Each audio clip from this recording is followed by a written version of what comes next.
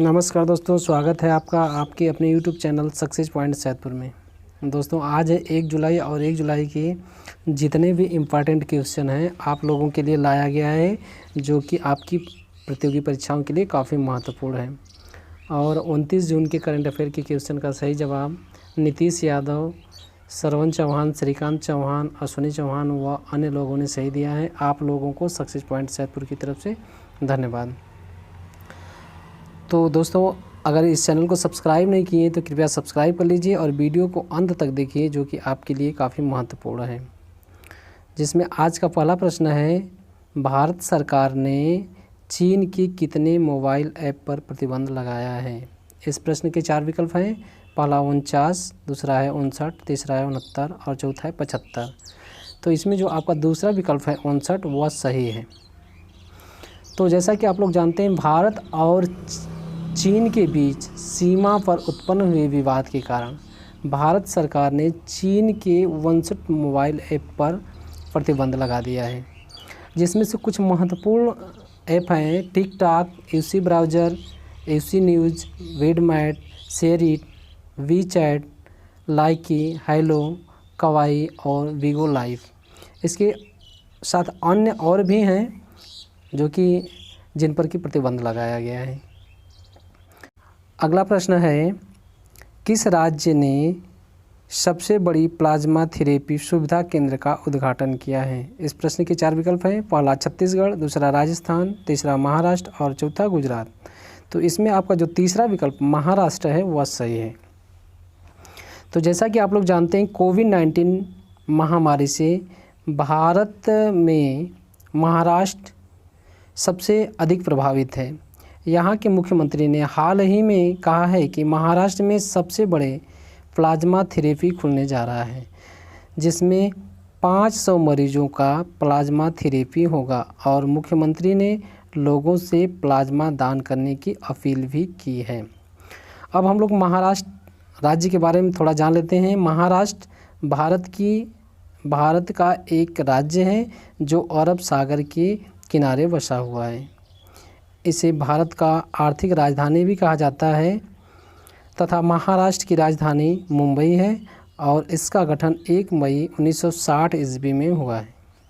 इसका संपूर्ण क्षेत्रफल 3,07,713 वर्ग किलोमीटर है।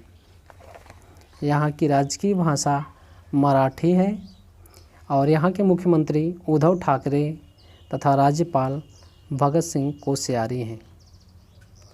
महाराष्ट्र राज्य का राजकीय पक्षी हरा कबूतर, राजकीय पशु गिलहरी तथा राजकीय पेड़ आम है। आज का अगला प्रश्न है, सिक्किम की पहली महिला IPS कौन बनी। इस प्रश्न के 4 विकल्प हैं। पहला अपराजिता राय, दूसरा रीना राय, तीसरा संगीता पटेल और चौथा कोमल त्रिपाठी। तो इसमें जो आपका पहला विकल्प है अपराजिता राय वह सही है। तो अपराजिता राय सिक्किम की पहली महिला IPS बनी हैं। इन्हें उमेश चंद्र ट्रॉफी से भी सम्मानित किया गया है। आज का अगला प्रश्न है, किस राज्य ने हरिथा हरम कार्यक्रम के 6ठे चरण का शुभारंभ किया है। इस प्रश्न के 4 विकल्प हैं। पहला तेलंगाना, दूसरा महाराष्ट्र, तीसरा गुजरात और चौथा छत्तीसगढ़। तो इसमें आपका जो पहला विकल्प है तेलंगाना वह सही है। तो तेलंगाना राज्य के मुख्यमंत्री चंद्रशेखर राव ने हरिथा हरम के 6ठे चरण का शुभारंभ किया है। इस कार्यक्रम में पौधों को लगाने की तथा उस लगाने के में वृद्धि करना है। इस कार्यक्रम के तहत प्रदेश में 30 करोड़ पौधों को लगाने का लक्ष्य रखा गया था और 6ठे चरण में मुख्यमंत्री ने जिसे बढ़ाकर 30 करोड़ 50 लाख कर दिया है। आज का अगला प्रश्न है, किस राज्य सरकार के मुख्यमंत्री ने मुख्यमंत्री मातृपुष्टि उपहार योजना की शुरुआत की है। इस प्रश्न के 4 विकल्प हैं। पहला गोवा, दूसरा केरल, तीसरा त्रिपुरा और चौथा पंजाब। तो इसमें जो आपका तीसरा विकल्प त्रिपुरा है वह सही है।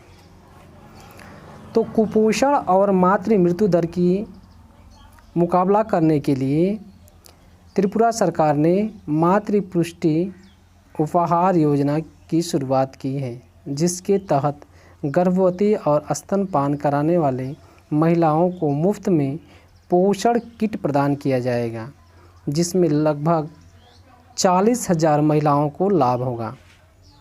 इस योजना से सरकार को लगभग 8 करोड़ रुपए प्रतिवर्ष खर्च करना पड़ेगा। पोषण किट में मूंगफली, सोयाबीन, मिश्रित दालें, गुड़ व घी की खाद्य सामग्री होगी। आज का अगला प्रश्न है, किस राज्य के राज्यपाल को एमपी के राज्यपाल का अतिरिक्त प्रभार दिया गया है? इस प्रश्न के 4 विकल्प हैं। पहला महाराष्ट्र, दूसरा उत्तर प्रदेश, तीसरा दिल्ली और चौथा छत्तीसगढ़। तो इसमें जो आपका दूसरा विकल्प है उत्तर प्रदेश वह सही है। तो उत्तर प्रदेश के वर्तमान राज्यपाल आनंदीबेन पटेल हैं और मध्य प्रदेश के राज्यपाल लालजी टंडन का स्वास्थ्य बिगड़ने के कारण आनंदीबेन पटेल को मध्य प्रदेश का अतिरिक्त प्रभार सौंप दिया गया है। आज का अगला प्रश्न है, केंद्र सरकार ने कोविड-19 के गंभीर लक्षणों वाले मरीजों के इलाज के लिए किस ड्रग्स के इस्तेमाल पर छूट दे दी है? इस प्रश्न के 4 विकल्प हैं। पहला एंटीवान, दूसरा डेक्सामेथासोन और तीसरा जो है अम्लीडोफिन और चौथा है वेलबुट्रिन। तो इसमें जो आपका दूसरा विकल्प है डेक्सामेथासोन वह सही है। डेक्सामेथासोन एक स्टेरॉइड है। डेक्सामेथासोन 60 साल से ज़्यादा समय से बाज़ार में उपलब्ध है, जिसका इस्तेमाल शरीर में सूजन को कम करने के लिए किया जाता है। अब केंद्रीय मंत्रालय ने कोविड-19 की गंभीर मरीजों के इलाज के लिए डेक्सामेथासोन के इस्तेमाल पर छूट दे दी है। आज का अगला प्रश्न है, राष्ट्रीय चिकित्सक दिवस कब मनाया जाता है? इस प्रश्न के 4 विकल्प हैं। पहला 24 जून, दूसरा 25 जून, तीसरा 27 जून और चौथा 1 जुलाई। तो इसमें जो आपका चौथा विकल्प है 1 जुलाई वह सही है। देश भर में डॉक्टरों के महत्व के प्रति जागरूकता फैलाने के लिए हर वर्ष 1 जुलाई को राष्ट्रीय चिकित्सक दिवस मनाया जाता है, जो सन 1991 ईस्वी से मनाया जा रहा है। देश के महान चिकित्सक व पश्चिम बंगाल के दूसरे मुख्यमंत्री बिधान चंद्र राय को सम्मान देने के लिए यह हर वर्ष जो है मुख्य राष्ट्रीय चिकित्सक दिवस के रूप में मनाया जाता है।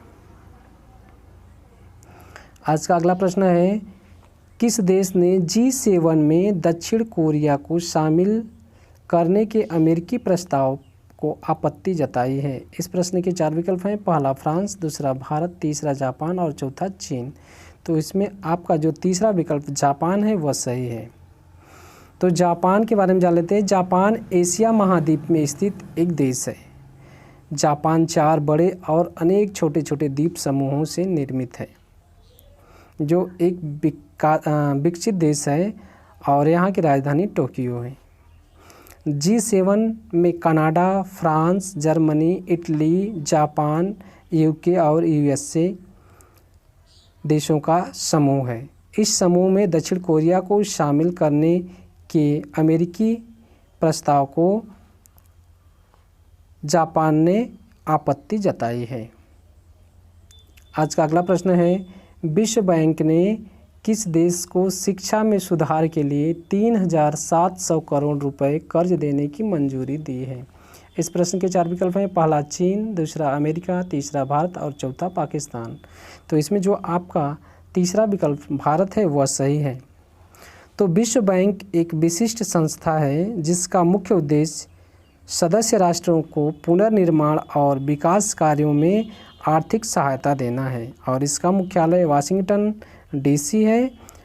इसकी स्थापना 1945 ईस्वी में हुई थी। विश्व बैंक ने भारत में शिक्षा के सुधार के लिए 3,700 करोड़ रुपए कर्ज देने की मंजूरी दी है। अब आज का हमारा जो करंट अफेयर का क्वेश्चन था वह समाप्त हुआ। जैसा कि आप लोग जानते हैं इसके अंत में इसी से संबंधित प्रश्न पूछा जाता है, जिसका उत्तर आपको कमेंट के माध्यम से देना है। तो आज का प्रश्न है, जापान की राजधानी कहाँ है? इसका उत्तर आप कमेंट के माध्यम से दे सकते हैं। और वीडियो कैसी लगी इसका भी आप कमेंट के माध्यम से जवाब दे सकते हैं। तथा अगर चैनल को सब्सक्राइब नहीं किए तो कृपया सब्सक्राइब कर लीजिए और वीडियो को लाइक शेयर कमेंट अवश्य कीजिए। धन्यवाद।